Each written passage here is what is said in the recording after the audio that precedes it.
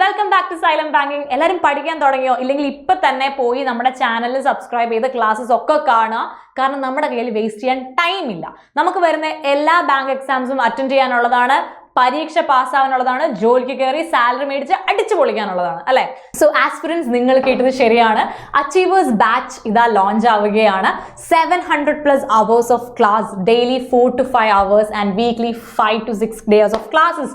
So ഒന്ന് ആലോചിച്ച് നോക്കിയേ, ഇതിന് എന്താ ഇത്ര പ്രത്യേകത? ഇതൊരു കംപ്ലീറ്റ് പാക്കേജ് ആണ്. അതായത് വെറും 5,999 2024 തുടങ്ങുന്ന സകല ബാങ്ക് എക്സാംസും നിങ്ങളെ ക്രാക്ക് ചെയ്യാൻ ഹെൽപ്പ് ചെയ്യുന്ന ഒരു കോഴ്സാണിത്. ബിക്കോസ് ദ റീസൺ ഇസ് 5,999 ഒരു എക്സാം തുടങ്ങി ആ എക്സാം തീരുന്നത് 2024 ഒരു എക്സാം സ്റ്റാർട്ട് ചെയ്ത് ആ എക്സാം എന്ന് തീരുന്നോ അന്ന് വരെയും ഈ കോഴ്സിന്റെ വാലിഡിറ്റി ഉണ്ട് എന്നതാണ് ഇതിന്റെ പ്രത്യേകത. മാത്രമല്ല അടിപൊളിയായിട്ടാണ് നിങ്ങൾക്ക് ക്ലാസ്സസ് ഞങ്ങൾ ക്യൂറേറ്റ് ചെയ്തിരിക്കുന്നത്. അത് ബേസിക്സിൽ നിന്ന് സിലബസ് കംപ്ലീറ്റ്ലി കവർ ചെയ്യുന്നത് പോലെ കൊടുത്തിട്ടുണ്ട്. നിങ്ങളുടെ ഫുൾ ക്ലാസ്സസ് നിങ്ങൾക്ക് ആപ്പിൽ കയറി അതിൻ്റെ ഷെഡ്യൂൾ എല്ലാം കാണാനായിട്ട് സാധിക്കും. മാത്രമല്ല നിങ്ങൾക്ക് ലൈവ് ക്ലാസ്സസ് അറ്റൻഡ് ചെയ്യാൻ പറ്റും. അതായത് 1 to 1 നിങ്ങൾക്ക് ഡയറക്റ്റ് ആയിട്ട് ടീച്ചറിനോട് തന്നെ ഡൗട്ടുകൾ ക്ലിയർ ചെയ്യാൻ പറ്റും. ഇൻ കേസ് ലൈവ് മിസ്സായാലും കുഴപ്പമില്ല, റെക്കോർഡഡ് ക്ലാസ്സസ് അവൈലബിൾ ആണ്. സോ ടൈം വേസ്റ്റ് ചെയ്യാൻ നമ്മുടെ കയ്യിലില്ല.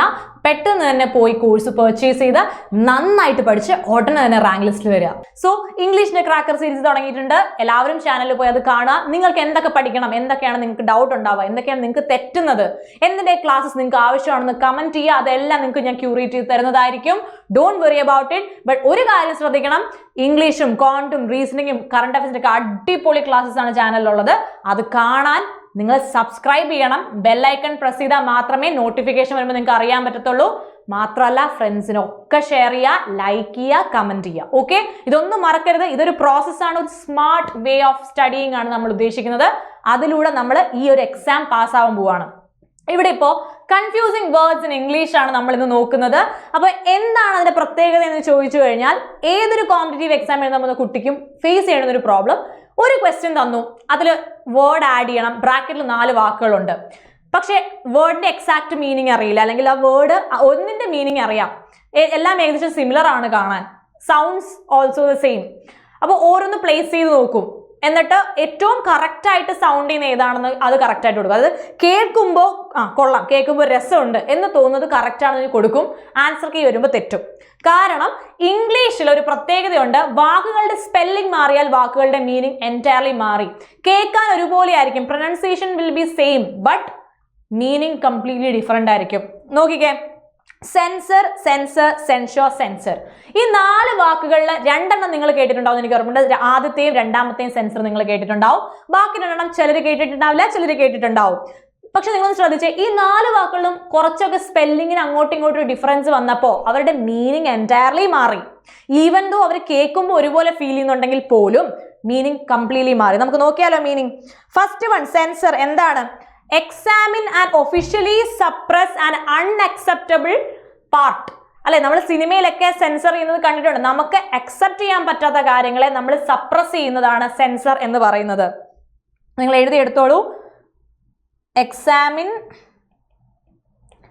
And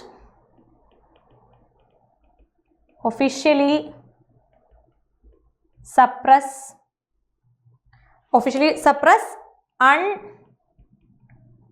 unacceptable part of it. എന്തിൻ്റെയെങ്കിലും അൺഅക്സെപ്റ്റബിൾ പാർട്ടിന് നമ്മൾ എന്ത് ചെയ്യുന്നു? കട്ട് ചെയ്ത് മാറ്റുന്നു, അല്ലെങ്കിൽ സപ്രസ് ചെയ്യുന്നു. ഇനി രണ്ടാമത്തെ സെൻസർ ആണെങ്കിലോ, നമ്മൾ ഈ മോളിലൊക്കെ പോകുമ്പോൾ കാണാൻ പറ്റും, ആ ഫ്രണ്ട് ഡോറിൽ ഒരു സാധനമുണ്ട്, നമ്മൾ കയറി പോകുമ്പോൾ ബീപ്പ് ചെയ്യും ഇല്ലേ? അതെന്താണ്? അതൊരു സെൻസർ ആണ്. അത് നമ്മുടെ സിഗ്നൽസിനെ ഡിറ്റക്ട് ചെയ്യാണ് ചെയ്യുന്നത്. So a device to detect signal. അടുത്തത് സെൻഷർ, കുറ്റപ്പെടുത്തൽ, ടു സിവിയർലി ഡിസപ്രൂവ് സംതിങ് അല്ലെ. അപ്പോ സിവിയർ ഡിസപ്രൂവലിനെയാണ് നമ്മൾ എന്താ പറയുന്നത്? സെൻഷർ എന്ന് പറയുന്നത്. സെൻസർ നിങ്ങൾ കണ്ടിട്ടുണ്ടാവും, ഈ അമ്പലത്തിലും ചർച്ചിലും മോസ്കിലൊക്കെ നമ്മൾ ഈ എന്താ പറയുക, കുന്തിരിക്കം പോലത്തെ സാധനം പുകയ്ക്കും, ഈ അഗർബത്തീസ് ഒക്കെ പുകയ്ക്കാനായിട്ട് ഒരു കണ്ടെയ്നർ യൂസ് ചെയ്യും. അതിനെ നമ്മൾ സെൻഷർ എന്ന് പറയാറുണ്ട്. So a vessel to burn incense. Okay, C 4 വാക്കും കേൾക്കുമ്പോൾ ഒരുപോലെ ഫീൽ ചെയ്യുന്ന ഈ 4 വാക്കുകൾക്കും 4 അർത്ഥമാണ്. ഇവർക്ക് നമ്മളെ കൺഫ്യൂസ് ചെയ്യാൻ വളരെ എളുപ്പമാണ്. ഇതുപോലുള്ള ബാക്കിയുള്ള വാക്കുകൾ നമുക്ക് നോക്കാം. Medal, a flat disc stamped with a design. പണ്ട് സ്കൂളിൽ പഠിക്കുമ്പോൾ നമുക്ക് എല്ലാവർക്കും ആഗ്രഹം എന്താണ്? ഓടണം, ചാടണം, മെഡൽ മേടിക്കണം, വീട്ടിൽ കൊണ്ടുപോയി കാണിക്കണം, എനിക്ക് മെഡൽ കിട്ടിയെന്ന്. പക്ഷെ ഇപ്പൊ നമ്മുടെ ഒന്നും ആഗ്രഹം അതല്ല. ഇപ്പൊ നിങ്ങളുടെ ഈ കണ്ടുകൊണ്ടിരിക്കുന്ന എല്ലാവരുടെയും ആഗ്രഹം എന്താണ്? എങ്ങനെയെങ്കിലും ഒരു ജോലി മേടിക്കണം, കുറച്ച് സാലറി ഉണ്ടാക്കണം, നന്നായി ജീവിക്കണം, അല്ലേ?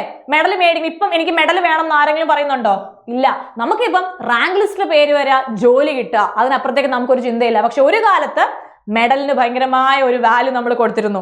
ഈ സെയിം മെഡലിന്റെ സ്പെല്ലിംഗ് മാറി താഴെ മെഡൽ കിടപ്പുണ്ട്. ടു ഇന്റർഫിയർ, ഇൻട്രൂഡ്, അതായത് ഇടപെടുക. അനാവശ്യമായിട്ട് കാര്യങ്ങൾ ഇടപെടുന്നത് നമുക്ക് ഭയങ്കര ഇഷ്ടമായിട്ടുള്ള കാര്യമാണല്ലോ. ഒരു കാര്യം ഉണ്ടാവില്ല, പക്ഷെ പോയി നമ്മൾ ഇടപെടും. സോ അങ്ങനെ ഒരു കാര്യത്തിൽ ഇടപെടുന്ന ആ ഇടപെട്ട് അതിനെ വഷളാക്കുകയോ വഷളാക്കാതിരിക്കുകയോ, that is second thing.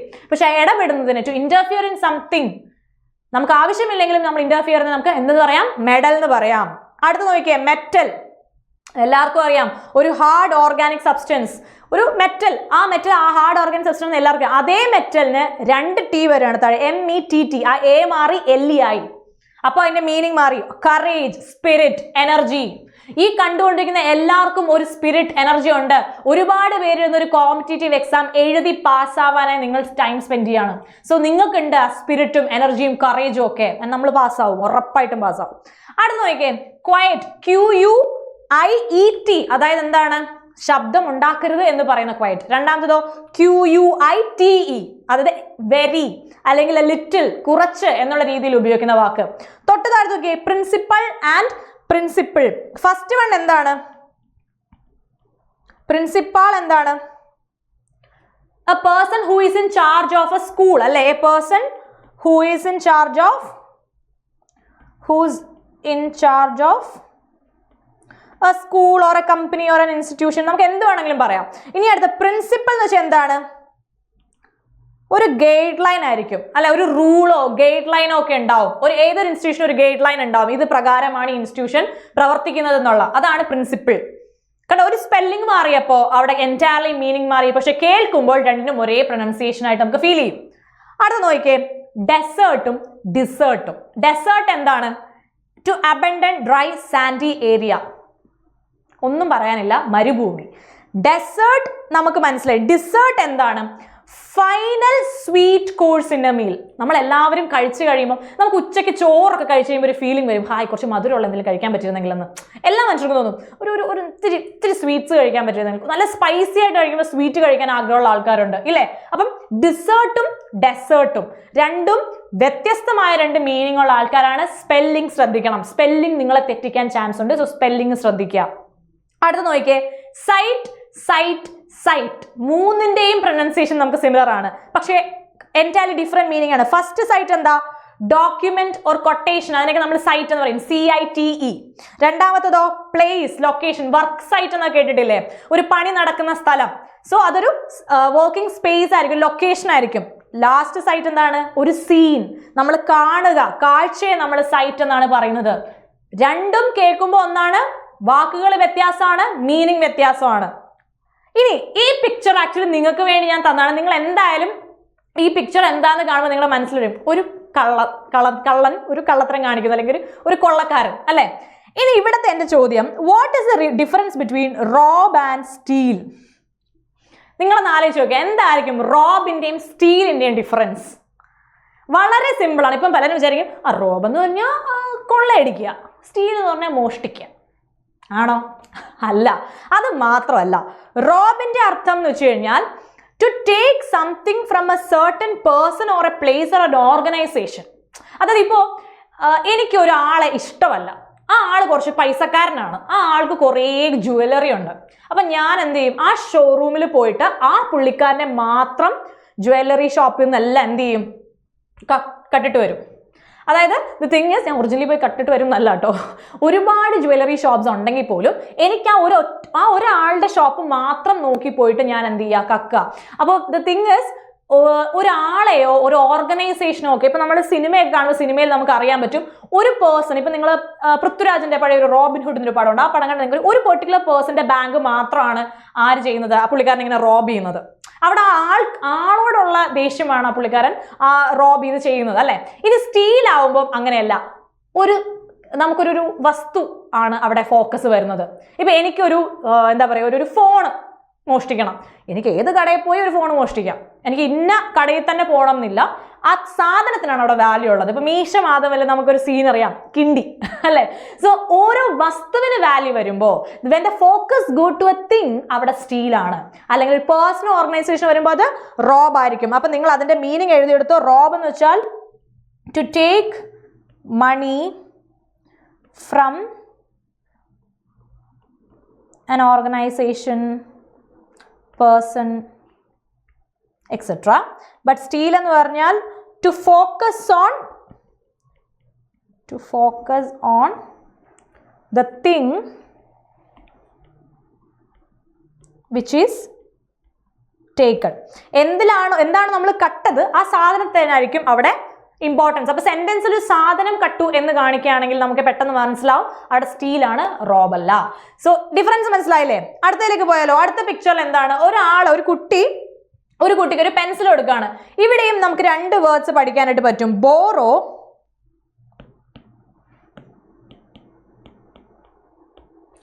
Lent. എന്താണ് ബോറോ? ഒരാളുടെ കയ്യിൽ നിന്ന് മേടിക്കുമ്പോൾ അത് ബോറോ, അയാൾക്ക് തിരിച്ചു കൊടുക്കുമ്പോൾ, അല്ലെങ്കിൽ ഞാൻ ഒരാൾക്ക് കടം കൊടുക്കുകയാണ്, അപ്പോൾ ലെൻഡ് ഇല്ലേ? നമുക്കിപ്പോൾ ഫ്രണ്ട്സ് ഉണ്ടെങ്കിൽ നമ്മൾ വിളിച്ച് ഒരു 10 രൂപ അയക്കുക, ഒരു 100 രൂപ അയക്കാൻ കഴിയുമ്പോൾ നമ്മൾ പൈസ അയച്ചു കൊടുക്കുന്നത് ലെൻഡ്. ആ വിളിച്ച് ചോദിക്കുന്നവൻ ചെയ്യുന്നത് എന്താണ്? ബോറോ. അപ്പൊ സിംപ്ലി പറഞ്ഞാൽ ബോറോ എന്ന് വെച്ചാൽ എന്താണ്? Get something from someone to give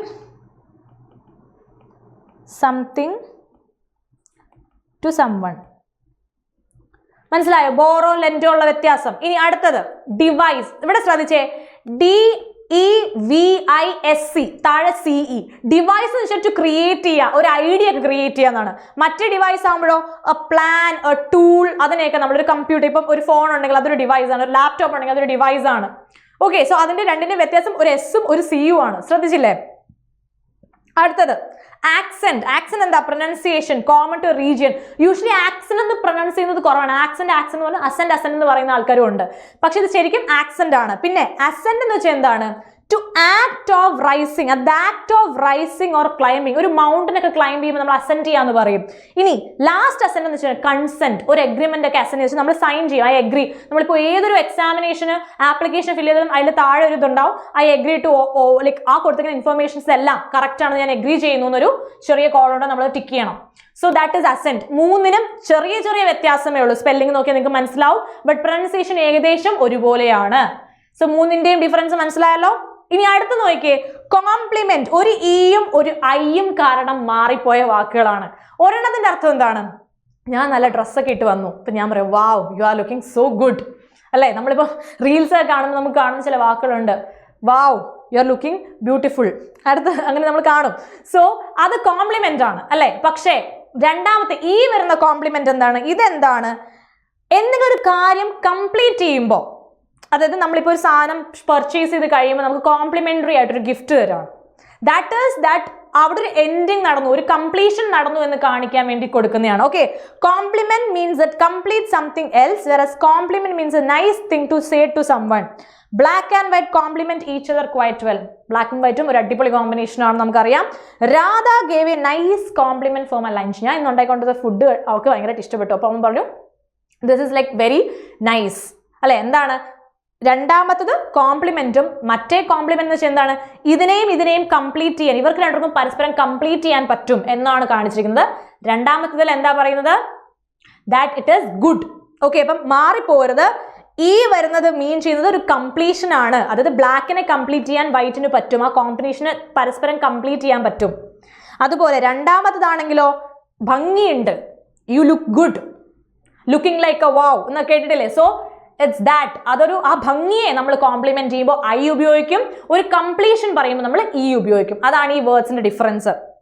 ഇനി ഫർദർ, ഫാദർ അല്ല കേട്ടോ, ഫർദർ എന്നാ പറയാ. സി ഫർദർ എന്ന് വെച്ച് കഴിഞ്ഞാൽ മെറ്റഫറിക്കലാണ്. മെറ്റഫറിക്കൽ എന്ന് വെച്ചാൽ അവൻ എൻ്റെ അടുത്ത് നിന്ന് ഒരുപാട് ദൂരെയാണ്, അല്ലെങ്കിൽ അവൾ എൻ്റെ അടുത്ത് നിന്ന് ഒരുപാട് ദൂരെയാണെന്നൊക്കെ പറയും. തൊട്ടടുത്തിരിക്കുകയായിരിക്കും, പക്ഷെ മാനസികമായി ഞങ്ങൾ ഒരുപാട് ദൂരെയാന്നൊക്കെ പറയില്ലേ? That is metaphorical.